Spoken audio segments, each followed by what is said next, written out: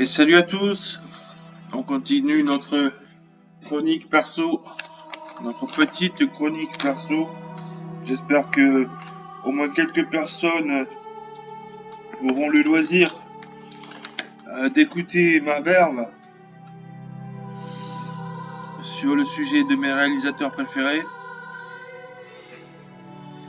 Donc j'en ai déjà fait une dizaine ou une douzaine, mais on n'a pas encore vu tout ce qu'il y a à voir, puisque j'ai fait une liste de 100 films préférés de tous les temps.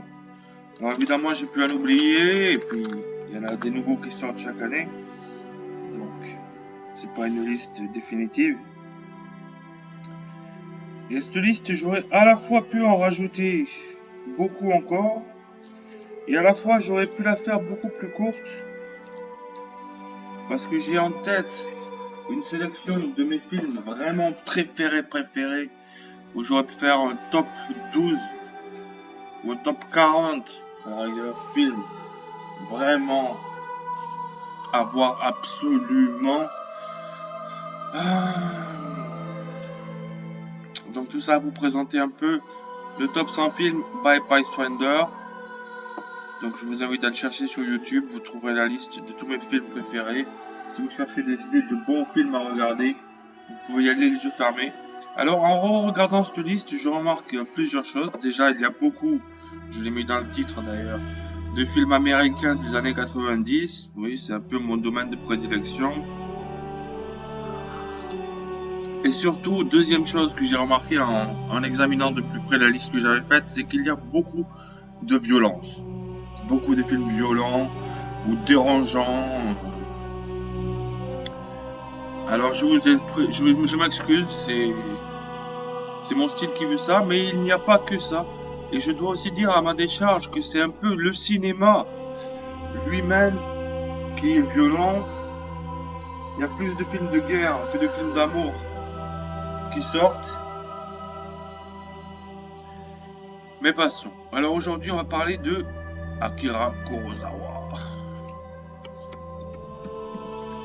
Kurosawa, un maître du cinéma japonais qui n'est pas de ma génération, mais comme je vous dis, sur le cinéma asiatique, je me suis un peu étendu.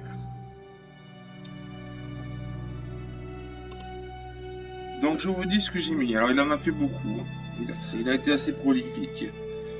Je me suis fait une session pendant un an ou deux de cinéma asiatique, en particulier japonais, des classiques, donc beaucoup de Kurosawa, mais également quelques autres. Et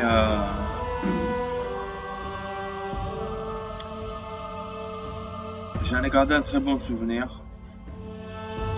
Donc, qu'est-ce que j'ai mis? J'ai mis déjà, évidemment, Après la pluie, qui n'est pas du tout son plus connu. Le plus connu, Les 7 samouraïs. J'ai mis Rashomon, je pense que je l'ai mis. L'idiot, je l'ai pas mis, mais adapté du roman russe de Gorsky, je crois. L'idiot, c'est Gorsky, non? Les 7 samouraïs, je l'ai pas mis parce que j'ai préféré mettre. J'aurais préféré. Ouais, les 7 mercenaires, je sais pas s'il est mieux, mais c'est celui que j'ai vu avant. Donc on a tendance à préférer ce qu'on a vu en premier.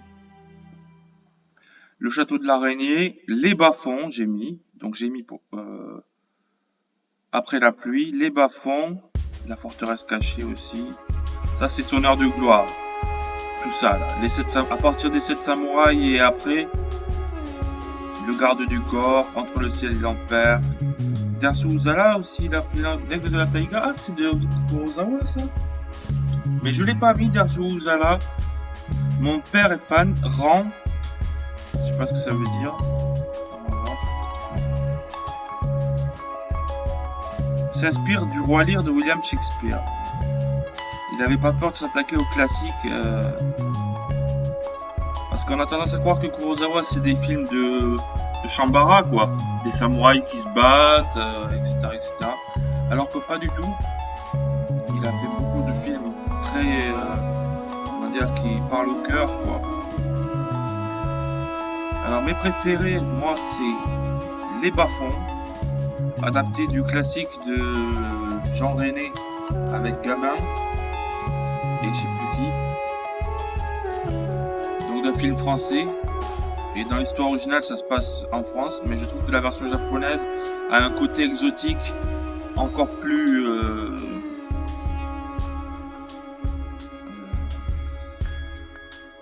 je sais pas, ça donne un côté supplémentaire de voir ça dans un contexte japonais.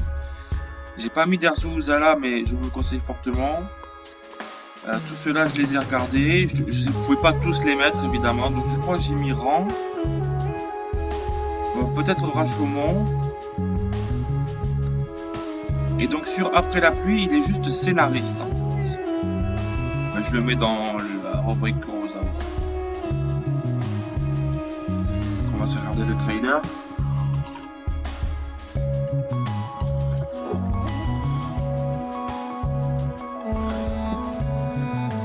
Donc Kurosawa, c'est le grand maître du cinéma japonais. Je pense que c'est le réalisateur japonais le plus connu à l'international. C'est vrai qu'il a fait pas mal de films de samouraï, des shambara comme on appelle ça, et beaucoup aussi d'adaptations de livres occidentaux, russes ou français, qui sont absolument pas des films de samouraï, qui sont des films, on va dire, sociaux ou sociaux plutôt d'ailleurs, mais présentés d'une façon assez poétique qui en fait moi ce que j'apprécie c'est la philosophie, ce que j'aime bien, avec des messages sur la profondeur de l'âme humaine, les sentiments, mais filmé dans son style à la japonaise. Ça donne un résultat. Il y a un côté exotique indéniable à regarder des films asiatiques. Je pense que c'est ça en partie qui a plu, parce qu'il y a eu une mode du cinéma asiatique qui n'est jamais vraiment retombée d'ailleurs. Alors Kurosawa, il a un très bon style en tant que réalisateur. Au point de vue technique, il fait des très belles images. Après la pluie, bon, j'ai mis celui-là, je sais pas pourquoi il m'avait marqué. Et les bas-fonds, j'ai adoré. C'est pas du tout le plus connu, mais personnellement, je savais pas que c'était adapté d'un film français. J'ai envie de voir le film français. Je sais pas qui est le réalisateur, parce qu'il est que scénariste dans celui-là.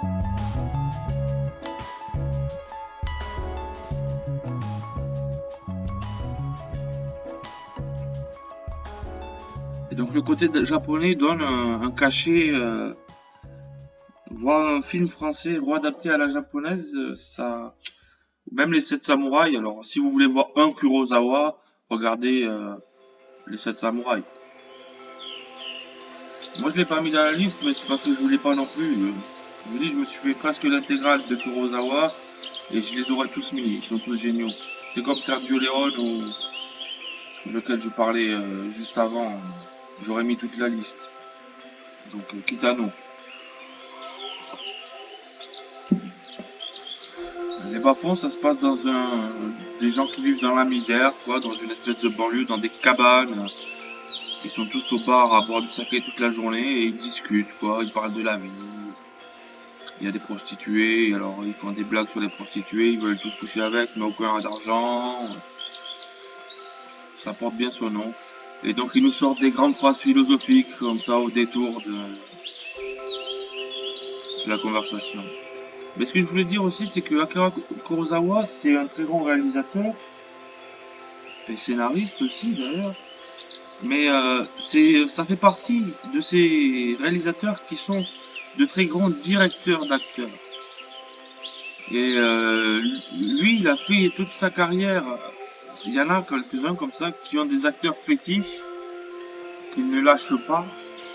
Et lui, dans ce cas-là, c'est Toshiro Mifune. Vous connaissez peut-être le nom. Qui a joué dans pas mal de films de Shambara ou de Kurosawa. Voilà, on le voit là. Là, il est bien propre sur lui. D'habitude, il est plus barbu que ça. Donc particulièrement les 7 samouraïs où il est vraiment magnifique. On dit que Sergio Leone lui a tout volé.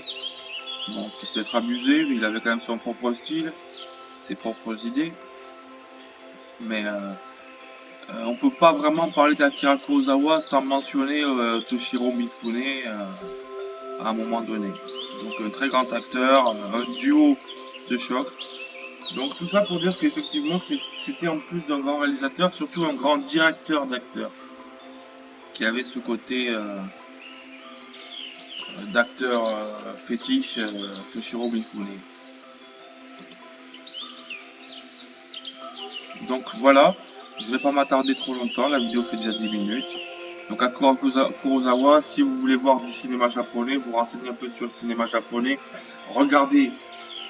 Ne vous contentez pas du premier que vous verrez, parce qu'il a fait pas mal de styles différents en réalité.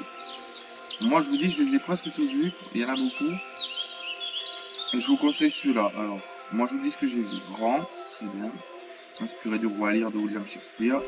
Darzu Uzala, un classique, mon père est fan. Entre le ciel et l'enfer. Sanjuro, je me rappelle plus trop. Le garde du corps, ça c'est un film de samouraï. Les salauds d'Empire, je me rappelle plus trop, mais je crois que je l'ai vu.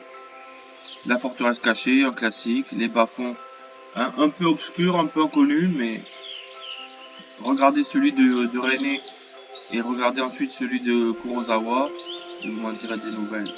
Du château de l'araignée, donc ça c'est un Shambhala aussi. Vivre dans la peur, les 7 samouraïs sont plus connus de tous. L'idiot, donc adapté du roman de Gorky. Et Rashomon. Tout ça c'est du tout bon. Après ces tout premiers, ils ne sont pas... je ne les ai pas vus ceux-là. L'Angivre je l'ai vu je crois. Donc vraiment... un très grand réalisateur japonais.